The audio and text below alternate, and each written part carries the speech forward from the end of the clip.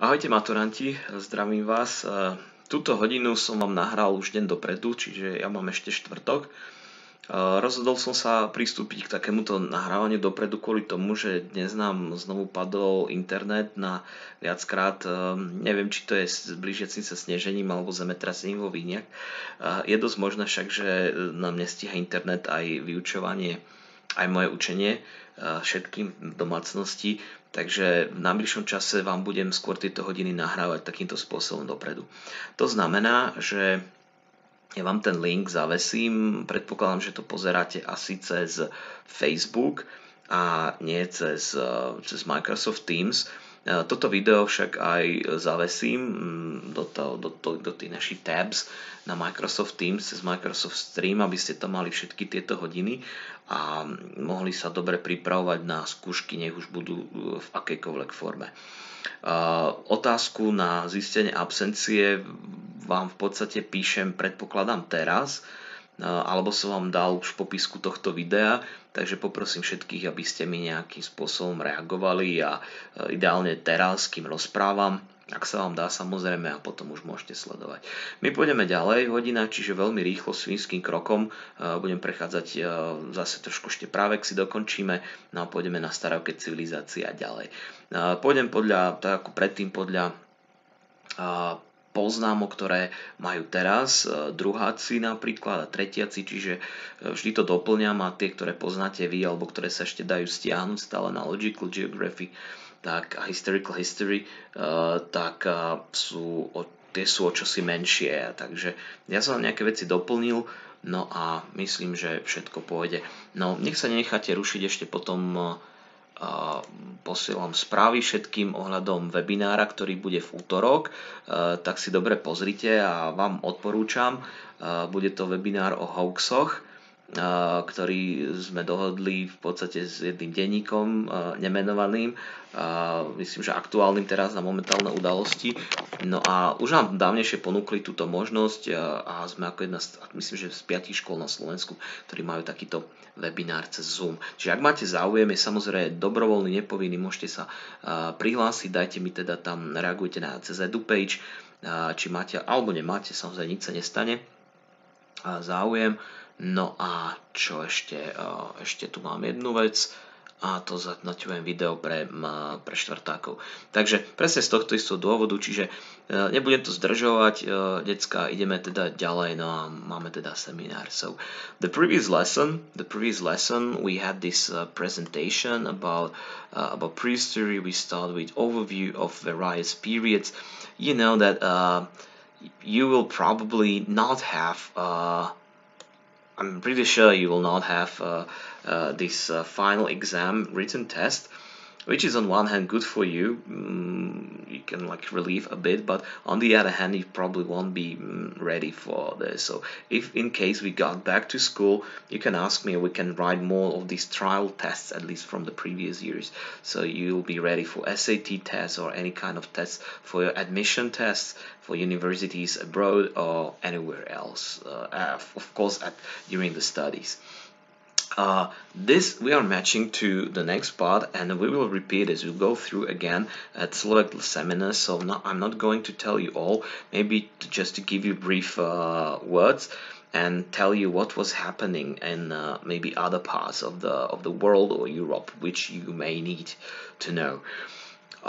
Okay, so usually, all the time we talk about the climate, and this is the situation during the various interglacial and glacial periods, which are these ice ages, and between every period of ice age there was this period of Holocene, which was very warm climate, and actually it was very close to the temperatures we are coming to the ratio right these days, these years. And like in long term, like in say hundreds of years and thousands of years, it may cause that there may be like palm trees growing, monkeys and rhinos walking around in a Holocene, of course, not in the future probably. But the thing is that these changes are really like big, despite their own 2 or 3 Celsius degrees. Just to compare, during my lifetime and time of my parents, the average temperature increased like 2.5 or something Celsius degrees higher. Which is almost like this Holocene and Ice Age differences. So we will see what would be the next, and this is how the countryside was being formed. And this is actually what I was talking about, but I will repeat it again as Slovak seminar. You know, we talk about Paleolith, Mesolith, and Neolithic period, which are all periods, three main periods of the Stone Age, including also Neolithic period or Chalcolithic period, the Copper Age, which is the final part.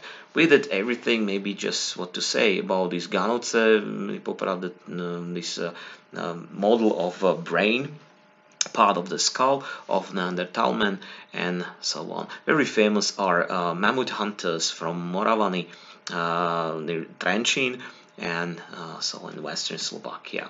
Okay, this is another Neanderthal site founding that's the forehead skull of Neanderthal man, and thanks to these two findings, we know what was the size of Neanderthal brain and actually the content of it. Okay, so that's both of them. Okay, some comparison in here. Also the tools that not only Neanderthal men but even Cro-Magnon people, Homo sapiens sapiens, came here. So this is also the map showing the ice glacier covering Europe, including mountains, the Carpathians and Alps. Also around here there was this called tundra, very good for pastures of what we call megafauna. So even like not only like saber-toothed tigers or lions, but even like deer and stags were much bigger, like twice bigger than today. So really dramatic. Okay, nice pictures here from mammoth hunters. Venus of Moravani, very famous one. Another Venices from around the world. Those who would like to study similar school for archaeology or for art, so this is also interesting to show. So including our Moravani Venus, but this is very famous, this Wallendorf, and even Biestonice from here. So many of them from Siberia, because that was the last part where mammoths survived, and mammoth hunters. And in Mesolithic period, when people were managed to domesticate and tame wolves to breed dogs from them, so including also bows and arrows, they had ultimate weapons how to kill them all, and that's why mammoths survived only in here. What is here? Like cooked meat, wheels to chase, fire to pass by. Fellas, we're done evolving. Okay, that's a nice one.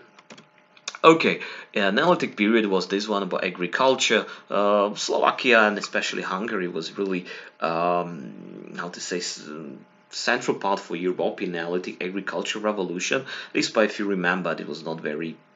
I would say I love meat. I wouldn't join this, but this is other thing that you not only grow crops, but you also domesticate animals. So you just grow sheep and go, and that gives you even more money. So in this case, that is revolution. At the end of the Neolithic period, people learn how to process, how to forge.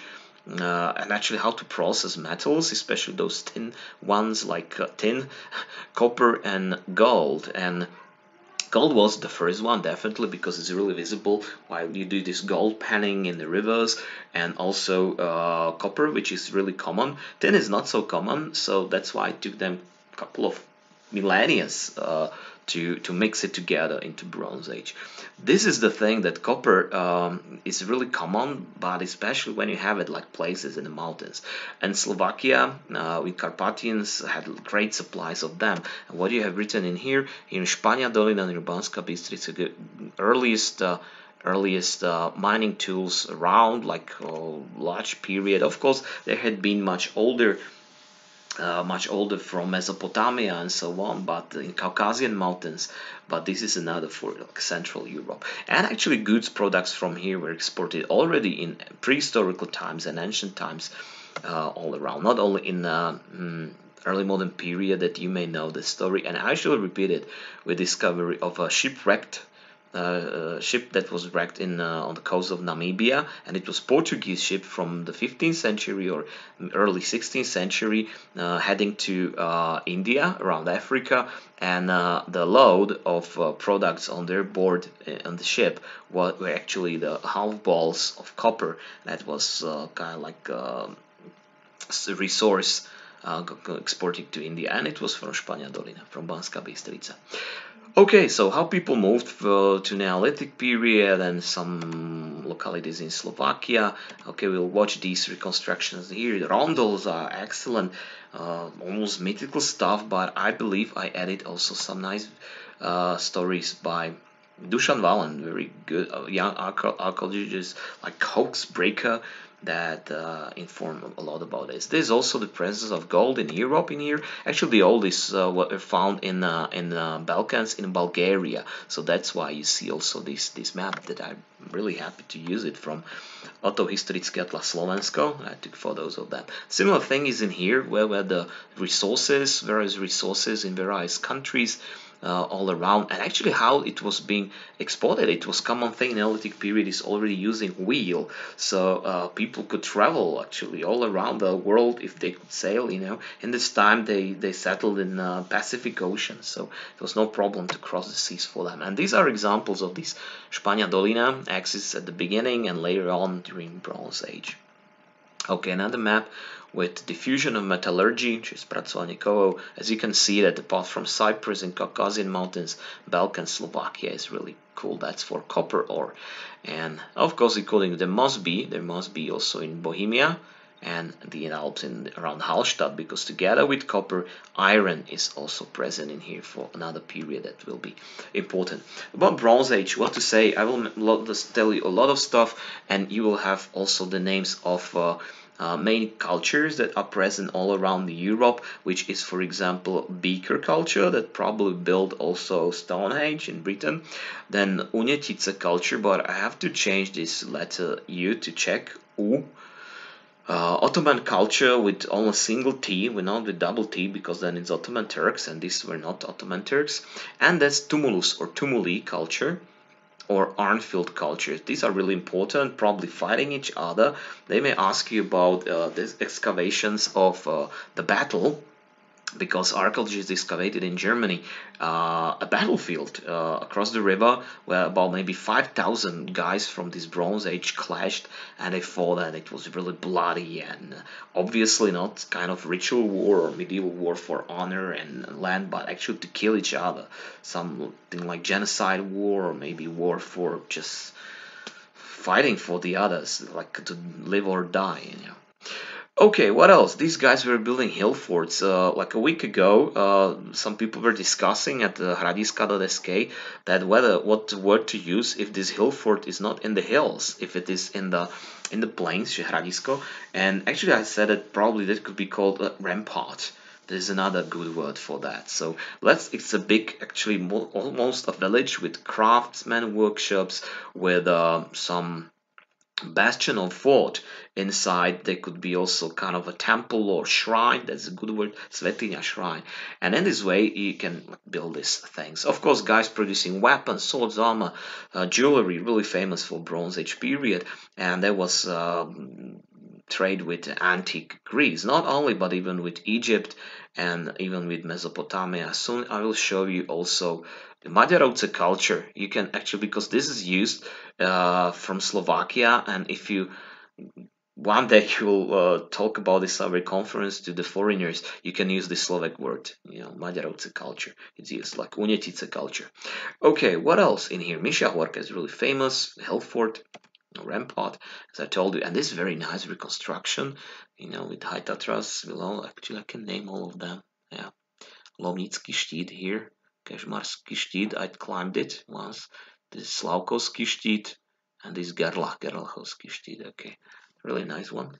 Nice peaks. Okay, some of important places. And Juraj Červenak books, probably read it. Actually, I also love these stories and a combination with the idea of the antique Greece or dark period, the Homer period of Dorian age of antique Greece, not antique but ancient Greece, and combined with fantasy stories. So this is a book. Okay, Alessandra again at Sitno, because it was a really important rampart reconstruction with the lower part, hill fort, and with some shrine in the top. There is Watchout Tower today. Okay, what else? Yeah, these are swords that were not being forged, because bronze is not being forged, but it is actually mixed together when it is melted. So this is metallurgical processes. are being like that. You have a form in which you just pour this hot melted tin and copper together, and you use it like this. In this case, bronze is really strong, really tough material, but it can break easily, and in this way iron that would come later is much better for this. So you can see this reconstruction from Hodrusha, and guys wearing this stuff. Probably you can see the same armor in Hittite Empire, in Mesopotamia, Babylon, in Egypt, in antique Mycenaean Greece, Mykenské Grécko, in Trojan War, and so on, like common warrior and common people wearing around. So it was not very different from something we have. The only thing that these people missed, you see, even this girl may be kind of a privileged aristocratic class or group of society with beautiful bronze material. If you're actually confused that this looked like gold and this looked like bronze, so bronze got like this pattern color later on, just like copper, for example. So you have to clean it, but it's actually very easy to do it, but they don't do it because it can be damaged, you know. So plenty of things in here, and really the only thing what these people missed to be the civilization, to be taught like at this ancient civilization topic would be script writing system. They didn't have it, so we don't know names, we don't know the nations, we don't know their events and their history. So that's why I talk about cultures, not about nations, despite some people would like to call it. Okay, some links, we will check it out later on, of course.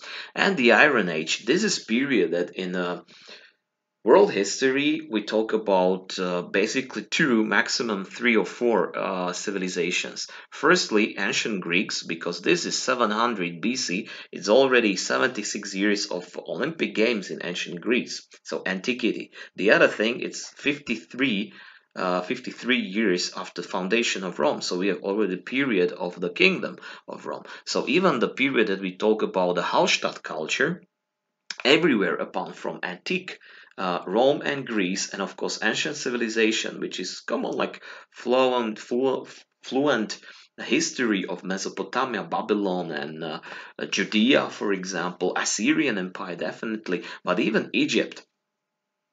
Is that we teach about Romans, about Greeks, and sometimes in Western Europe about Celts, Celtic tribes, because they do appear in this period of Hallstatt in Central and Western Europe.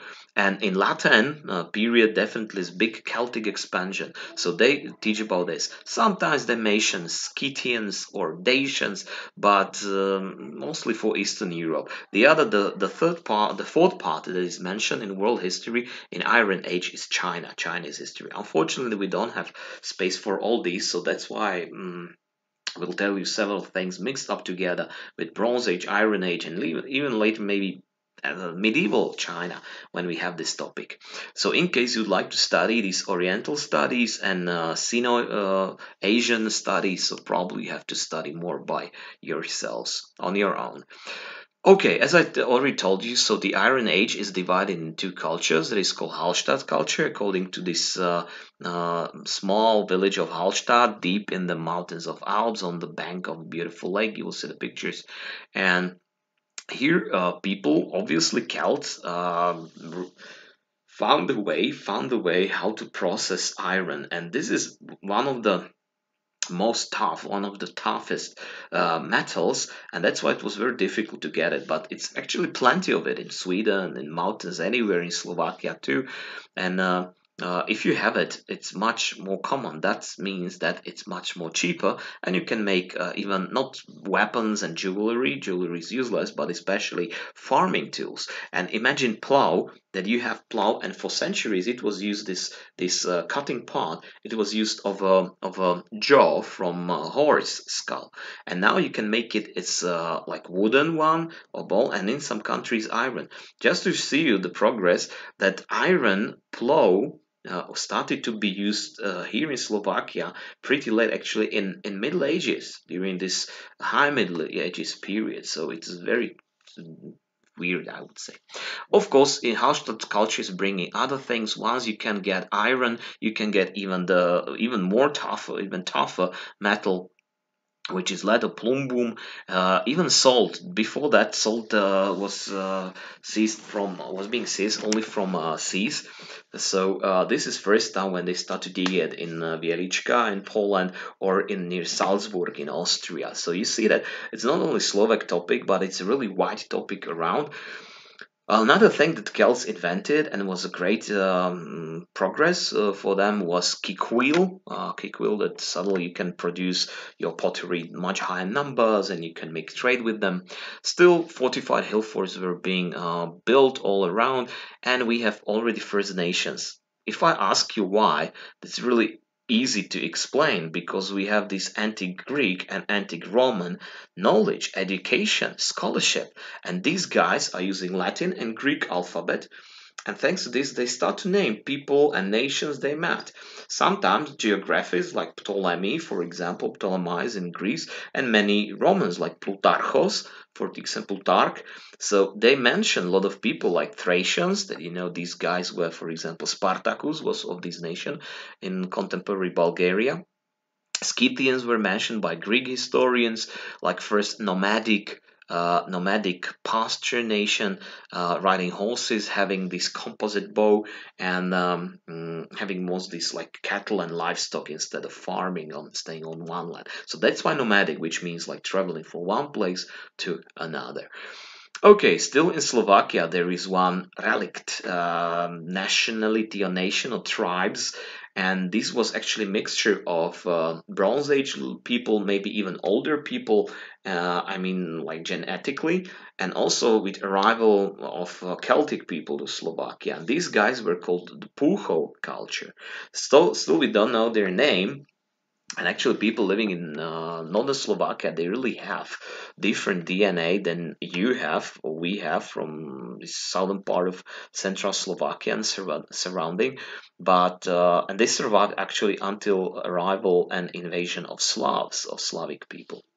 Okay, when we have this middle fold, you see that many things were happening. Just like archaic Greek is moving to classical Greece, and also Roman kingdom is changing to Roman Republic. We have also expansion of Celts, and that's why we start to talk about Latin culture that is named according to a cave in Switzerland, and actually locality excavations in Switzerland, and this was expansion of Celts arriving anywhere, and you will see the map, so I'm not going to tell you more about them, also including minting silver coins called that we Slovaks call biatex, but probably other nations wouldn't understand you have to sell these Celtic coins. They were not actually called Celtic, but I will show you later on. Okay, Dacians. Oh, today we call them Romanians, but their origin comes from these guys, definitely ethnicity. Bad for them that they were being defeated by Romans and they were Romanized, so they started to speak Latin and influence all surrounding and arriving nation from Slavic, Magyar, Turkic, and so on, make them this mixture of Romanians that still actually language is very comprehensible for Italian. Well, not for them, but the Romanians can easily understand Italian or Spanish, for example. Even French is easy for them. Still in Slovakia, it's like big mixture that you have this arrival of the Dacians probably killing all the Celts. How like later on last theories and evidence are proving or proofs pointing that these Dacians probably killed all Celts around, and these empty places were being set by another invasion and settlements of Germanic tribes. Here in Slovakia, Quadi, in Bohemia, Markomani. If you listen to these words that I say, they do sound, and because they are Latin, because Romans start to talk about these historical events. Here in central Slovakia, still this Celtic tribe of Cotini, and even Tacitus, Roman historian, mentioned that Quadi not enslaved but subjected these Cotini tribe themselves, and Cotini had to pay them tribute. It means a war tax with iron and silver. Okay, what else? Couple of pictures, and this is motherland of Celtic tribes from this Hallstatt culture, and even going to this Latin, as you can see. And what else? So their expansion, see, you only see the Scythians still living in eastern Slovakia and Hungary too, and their expansion, especially the British Isles, but this is later on actually until today. So how they expanded to Central Europe, Slovakia is being mentioned very often in history books in Ireland, for example. Of course, Gallia, because all France, including Belgium, part of Netherlands, and the northern Cisalpina Gallia, as Romans called it. But then Iberian tribes, British tribes, Galician tribes, Bretons, Bretagne, Britain.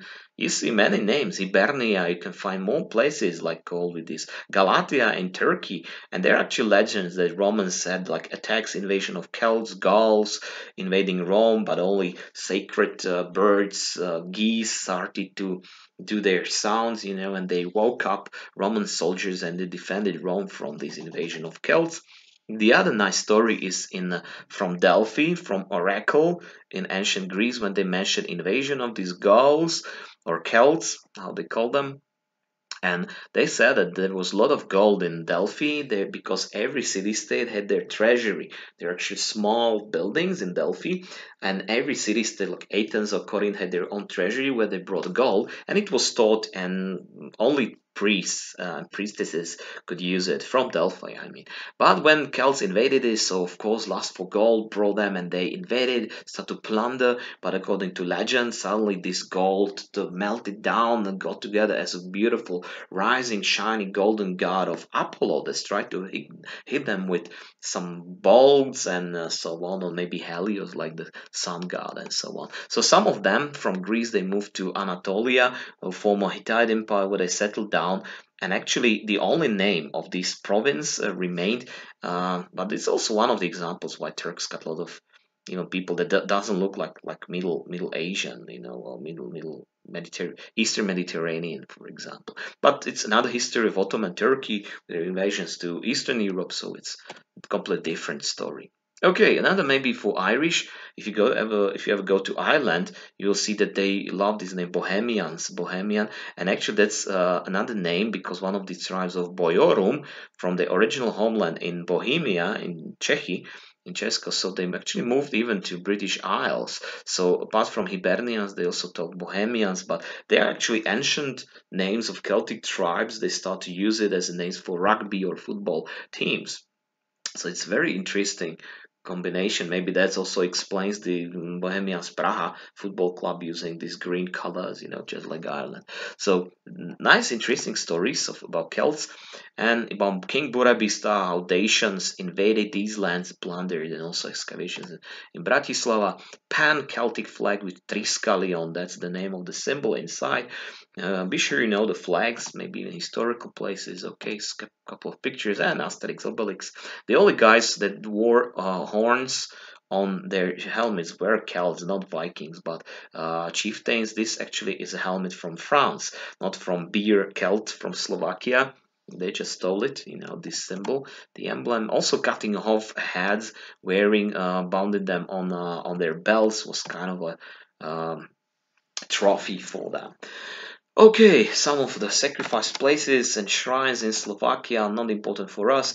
Again, pointing at this, actually, these Celtic coins were all just copies of Roman or tetradrachma from Macedonia. That was period of Alexander the Great. So very often they depicted this Greek style, antique Hellenistic style coins. On the other hand, they used Latin script to give probably names to the kings and chieftains of their Celtic tribes. So Beatek and many other names here are probably names of the kings or chieftains of themselves. Roman period will be, of course, about Romans. I'm just working upon the presentation because you had this, if you remember, you had this worksheet that you had to fill in, but I'm preparing presentation for kids here. Maybe what to mention in here that Romans came here and built this Limes Romanus. There was fortification on the Danube River. There are even TV series how they fought in the forest of Teutoburg against Germanic countries. Similar stories that are actually precisely written in the history of Rome are the Marcomanni and Quadi wars, and depicting even on the celebrational pillars and columns in Rome, and this is actually a depiction of Jupiter and sacred rain that brought and saved Romans in the wars against Quadi and Emperor Marcus Aurelius and Emperor Commodus later on, and this was happening in Slovakia. But we got several of these sites in here in Slovakia. You know that the most famous was this Trencino Laugaricio, but that was just a winter camp. It was not either Oppidum, that is Celtic. I didn't mention it, Oppidum, did I? I have to check it out. Sorry for that, guys. Yeah, I probably did. Yes, Oppidum. It means like Celtic, not only rampart, but it's actually town. Londonium was Parisium. They were actually Celtic big towns, not only ramparts. So that was similar. And what else? So how Romans were saved, and actually they never managed to create province here in Slovakia. So it got only the southern border and presence of some Romans products or tools or remains that prove maybe kind of a trade between them. But most of the time, just like Vanius kingdom, the king Vanius was first notable kingdom in the history of Slovakia, but it was Germanic Quadi kingdom. Of course, unfortunately, we don't know the names of the previous guys, so they are the first ones officially. Another thing is for philosophers, guys, because Marcus Aurelius was called the philosopher on the throne, and he wrote philosophical masterpiece, the Meditations, in which he got introduction that was written on the banks of the Fluvis Granua, on the bank of the river Hron. Okay, so what else? Later on, we have another migrations, and especially great migrations moved by Huns, who are not Hungarians, but maybe I will talk more, maybe not, I'm not sure. But the point is that they start to move Germanic tribes in eastern Ukraine who just had settled there like 100 years ago, and Goths divided to eastern Goths called Ostrogoths and west Goths called Visigoths invaded Roman Empire and moved many other tribes. Gradually, the others start to invade them, like Vandals from Poland. They came to Slovakia, from Slovakia to Pannonia and to other like parts. Suebi, Longobards, Gepids, Heruls, Avars, and many others. And along them Slavs were gradually settling and actually completely assimilating all Eastern Central Europe. Then only Germanic crusades and arrival of Magyars really changed this situation. Probably even Dacians probably wouldn't survive this spot.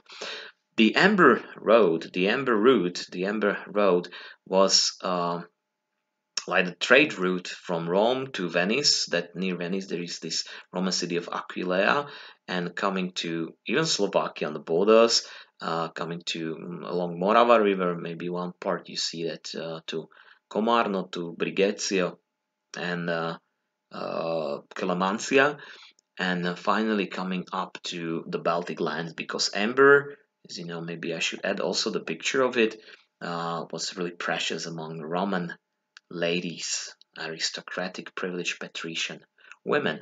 Romans, as you can see, they build like dense way or net of their roads, of Roman roads, and it really helped these things. So when you cross the Danube River, maybe people here were free, but as you can see, Cotini Quadi had to fight each other, and maybe it was more dangerous to live there. And once you cross these Roman provinces, it was much more safer. That's why many of these barbaric tribes, like Goths and Vandals or Heruls, they actually joined even Roman armies. So at the dawn of Roman Empire, most of the Roman armies were actually barbaric, you know, even with Huns, even with Germany. And Battle of Catalan Fields, that was the end of the power of Huns between Attila and Romans, was that actually in both armies there were Germanic tribes and allies of Romans and allies of Huns, and many of them. Okay, this is settlement in Roman period. As you can see, it was really like big, dramatic. And once when you see some maps from, let's say, Middle Ages of Slavic people in terms of foreign literature, probably you wouldn't find any more, even less more, so, which is ridiculous. But there is also a case that Slovak historians just can't speak English, they don't produce it. And suddenly when there is some kind of nationalistic discourse in history, so probably they would be more like Hungarian, because they really invest money in guys who can translate it and promote their point of view. I mean nationalistic. But of course there are historians and people who both of the sides, and they're okay with this. Okay, so there's a couple of places, but I will mention it again. Okay, so what to say? Laugaritium. Yeah, this is a story with this beautiful signature in Trenchin. Once when the epidemic is over, I'm planning to go there to visit because I've never been there. And a movie, Hollywood movie with Russell Crowe, Gladiator, actually is or was about a guy, but I did tell you, and I shall repeat it as slight lesson, that probably that was a guy who wrote this sign, this writing in Trenchin, the rock in here. Okay, Commodos, but I have to raise my face. Marcus Aurelius, live a good life. There are gods, and they are just. Then they will not care how devout you've been, but will welcome you based on the virtues you have lived by. If there are gods, but unjust, then you should not want to worship them. And if there are no gods, then you will be gone and will have left a noble life that will live on in the memories of your loved ones.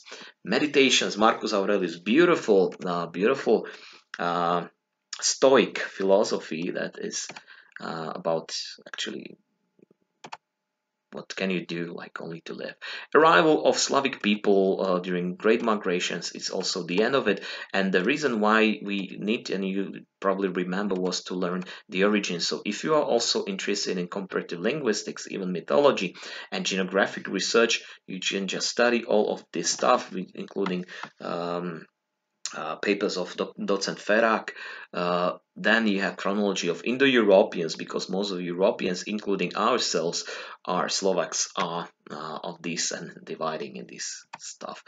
Also, kind of like family trees and Germanic and Slavic expansion later on, and the great migrations and Indo-Europeans today, including even Indo-Europeans living in Iran, especially Kurds, Iranians, but even Pashtuni and Tajiks in Afghanistan, Tajikistan, Pakistan, and actually Aryan, so-called Aryan nations in northern India, or Hindi, that are actually most like in language, concerning language, closer to us than Finns or Hungarians, Magyar-speaking Hungarians. Okay, this is the situation today, and also with more detail than so on. Bashkirs and Mordvians are very close to Magyars, to Hungarians, so this is probably the place of their roots, of their origin. Okay, couple of information in here. So that's all from prehistory. Pozriem sa, decka, teda, že koľko mi nahráva. Mám 37 minút, čiže máme ešte do konca hodiny nejakých tých 22 minút. Takže my pôjdeme ďalej. Pozerám, že ešte stále mi posiela správy a stále mi ešte naťahuje. Takže dobre, toto si ja nechám. No a vám sa budem venovať ďalej. My sa pohneme na ďalšie poznámky. Ancient times, starovek. We don't have like shortage like prehistory, and we have an ancienty or something. We don't have it. Maybe I just invented it, but we call it also antiquity. But you'll see that antiquity is a different thing, because antiquity is only for these two topics, for ancient Greece and ancient Rome, and for ancient civilizations, different part. And some of them, like Egypt, or maybe Babylonian Empire, experienced this Hellenistic period, which is antiquity, but not anymore until Romans came, so this is different thing. So let's move on the next presentation for upcoming 20 minutes, and we'll have it. Also, I added a couple of pictures for second graders, but even later on, so I think that even for them it can be surprising interesting. Staroveké civilizácie. So what is in here, guys, if you suddenly toss it? So yeah, studying materials so much, but actually obviously I used even other sources that I use. So for studying, that's books in here, and other sources I use most of the books that I was just turning the pages and doing the screenshot, because for example these two books are really so cool, but you just it would be useless only to take like a lot of photos. Just I did, but also I just turned the pages in here. Okay, John Green, Crash Course History. Don't watch it because you hated it, but in case you'll need some more information and you'll need something different than me, so don't hesitate to look for that and click it. Okay, what is here? Yeah, we can click it because this is National Geographic website, and that was an article about what does it mean civilization and what civilization must possess. If you remember, I told you that we have this script, for example, but that is only one of them. And this article was a very nice one about what do you need to have as to be the civilization, from urban areas, for example, monuments and so on, shared communication, so very different things. But actually, if you think about it, without letters, without writing script, you cannot do it. Infrastructure and administration, maybe there was some Bronze Age period in Slovakia where it was, but we don't have evidence, so it didn't exist for history, unfortunately. Division of labor, this probably was here. Class structure, definitely it was here. Okay, and development with trade, we have it. Conflict, we have it too. Exploration and innovation, that was really excellent in here. And fall, this is something that a lot of people, a lot of historians and archaeologists are obsessed with.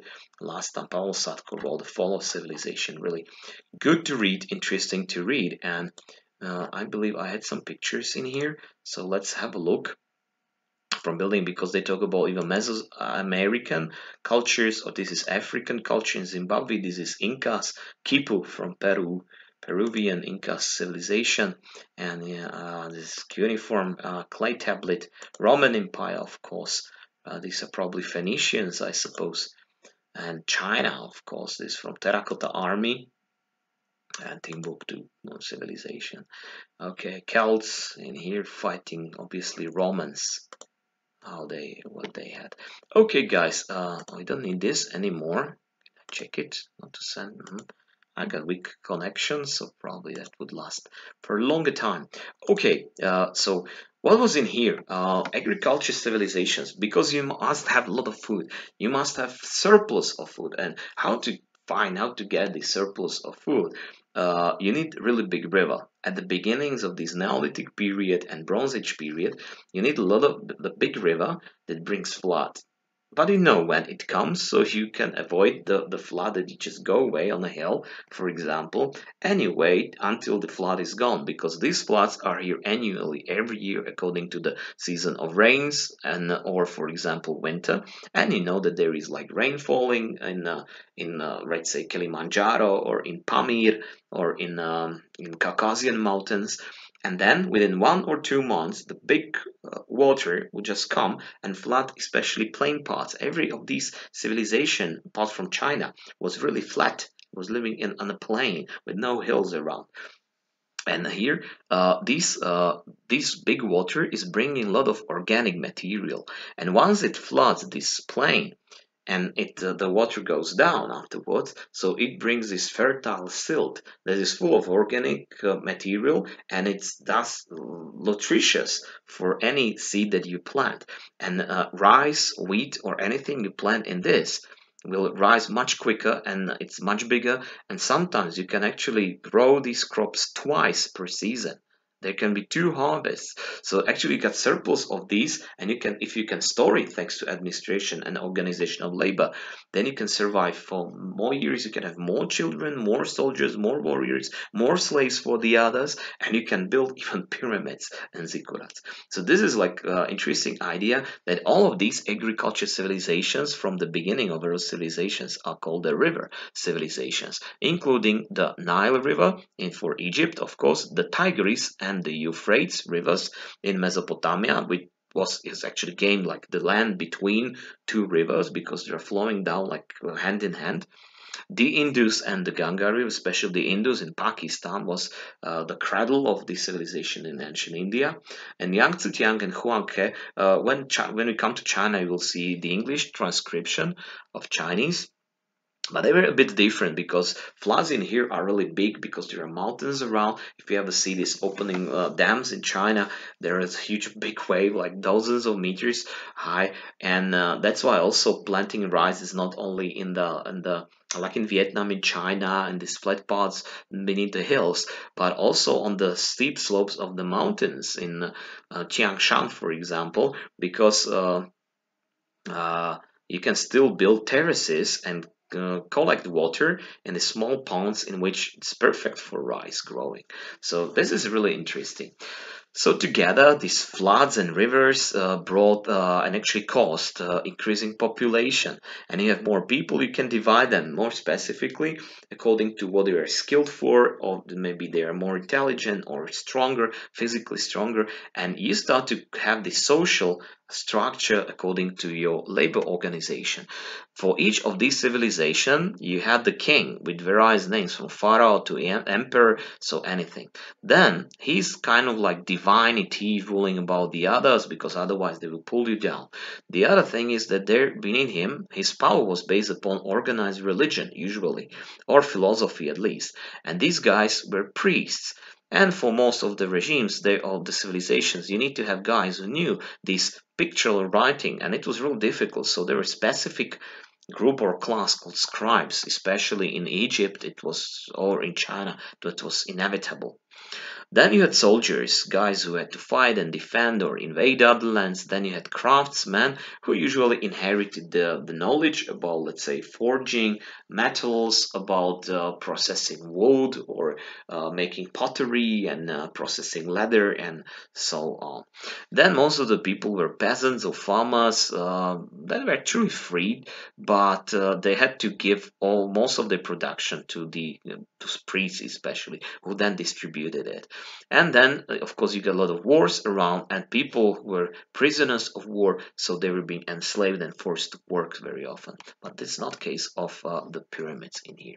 So other pictures that we have in here, how various activities are in here and from village to city, and how rivers were used also for communication and as a means of transportation with boats, new activities coming with art and so on, and also gift of the river. As you can see, this really nice example during flooding. So we have this Egypt, Mesopotamia, the Indus Valley or India, and China. So these are these. Okay, what was typical for them? Usually, and especially for Sumerians, because they are mostly dominant in this picture, where from all of these. And the center of religious and economical life in these states and early civilization were temples. Of course, they were religious ceremonies held, but they also served for collecting taxes, not only for the kings, but even for the priests. And these priests, because they're literate, they could actually much better organize their labor and, control, not to take control, but to control as a riadi, to check them. So that's why at the beginning of civilizations, especially in Sumerian, we talk about temple economy, čiže palácové hospodárstvo. This is the thing that the priests were responsible, the ones, and actually for all this life, and actually think that not kings but priests were the guys. But later on, when they were not true all the time about their predictions and oracles and so on. So kings proved to be the more important guys, because kings were guys who, thanks to their charisma, knowledge, speaking abilities, were able to control about the soldiers. And soldiers were those who protect even priests, even these kings and so on. So gradually the most powerful guy was not priest eventually, but it was the king. Of course, king's power depended on the approval of the priest, who claimed, yeah, this pharaoh is the divinity of some god, so the others you have to obey him. Otherwise, it would be a big revolution for them from the sides of farmers and peasants. So that was kind of a clash between like palace economy and temple economy, where the king or priests are more important within this civilization. As I told you that those kings were believed to be descendants of gods, that was the same for China, for Mesopotamia, and for Egypt, and that's why beautiful big tombs were built for them. Not only pyramids, but this terracotta army tomb for Chinese emperor, and so on. Okay, what else is in here? First writings appear, as you could see, it is called cuneiform script from this Mesopotamia period, even Sumerians in here, and it is a milestone dividing these ancient times from prehistory. At the same time, another type of writing appeared in Egypt, which is called hieroglyphic script, so hieroglyphs in Egypt and cuneiform in Sumerian. So another thing is that this picture below depicts Sumerian Zekurat that used to be temple at the beginning, but it was combination of all, because in the top there was kind of a temple, then in these parts there with these gardens around there was a palace for the king, and here inside there was a huge barn storage, and people, like you see, were bringing their surplus of wheat. The priests and the scribes were writing down what they had, and for the times of need, they just opened the barns and distributed it. So it was good for farmers because they saved some food. The soldiers protected them. They had religion. For soldiers, they were paid. For priests, they were living in organized society and they were valued high. And king was responsible for this, and he was like a king, like a god for them. So this is that civilization. In this case, was advantage for everybody. OK, before I move on, pozriem sa, že koľko mám času. Dobre, čiže 10 minút ešte, takže stihneme si prebehnúť ešte Mezopotámiu. Takže toto bude moja vec a keď som si už preklikol, pozriem sa, ešte stále som celé škole nevedel poslať informačný e-mail. Aj toto u nás už začalo snežiť v Štiavnici, takže signál je už slabúčký. Dobre, takže poďme na to ešte. So last 9 minutes, guys, to go. So what to say about Mesopotamia? Of course, we'll go through all of these. As you realize, I used the name for them, Sumers or Sumerians. Sumers were guys who are the first who invented this script and were probably the first who built up this early civilization. The name Mesopotamia is actually Greek. It means Mesopotamos. Potamos, it's a river. Meso, as you already know, it means between, so the land or country from between the rivers. Iraq, al-Iraqi means the plain, the great plain, Velká rovina. The Euphrates, the Tigris, what else? We mentioned cuneiform scripts. They were signing it or engraving it on the clay tablets that were then being from a wet mud from a river. And then they were like dried out in the sun, and they actually sometimes preserve very well because still in the museum there are 5,000, 10,000 of them, 100,000 maybe some museums. What was typical, what you already seen, was the Zekurat, that was combination of temple, barn, and palace at the same time. From these towns and urban areas, they start to create these city-states or town-states, and first of them from Uruk, Nineveh, Ashur, Babylon, Lagash, many others. Some of them, for some periods, they invaded other town states. They created actually empires. It means going outside of the borders, of the ethnic borders of some state or tribe, and the first one was Akkadian with Sargon of Akkad. But more famous are Babylonian, very important for history, should not forget about them, were Assyrians. And finally, the Persian Empire came in here, but you know that there were many things. Apart from Sargon of Akkad, you should remember Hammurapi, who was founder of Babylonian Empire, and he was the first one to issue the Code of Law, that you know, this Hammurapi's Code of Law. And again, an epic of Gilgamesh. This is the thing, again, John Green, we don't want to watch him. Was a great story about him. So let's have a look at a couple of pictures in here. So maps just to show you that from mountains of Caucasus and nowadays it's Turkey, but it used to be Armenia. These two rivers flowing down and bringing regular annual floods. So if you knew astronomy moves of the star constellations, you know the calendar, and you know when it is time for the flood, and it was really stable. And here in the picture down, there is a settlement just in this Persian Gulf in Iraq and from many other towns. Actually, Slovak archaeologists are doing a lot in here, and on Babylon, their empire, and all this time. So a lot of excavations. Cuneiform script was deciphered pretty in easy way because the pictures around have really like easy development from a head, man, and how it moved, and they were able to analyze it. From art, maybe that these guys to build statues and especially relief was very popular for them. So Persepolis and Babylon and so on, full of these buildings and sites so on. And these are reconstructions of Babylon, of the gate of Ishtar, and as you can see, the temple was divided, the Zikurat, from a king's palace, and barn, it was a different thing for them. Okay, so even gardens of Queen Semiramis.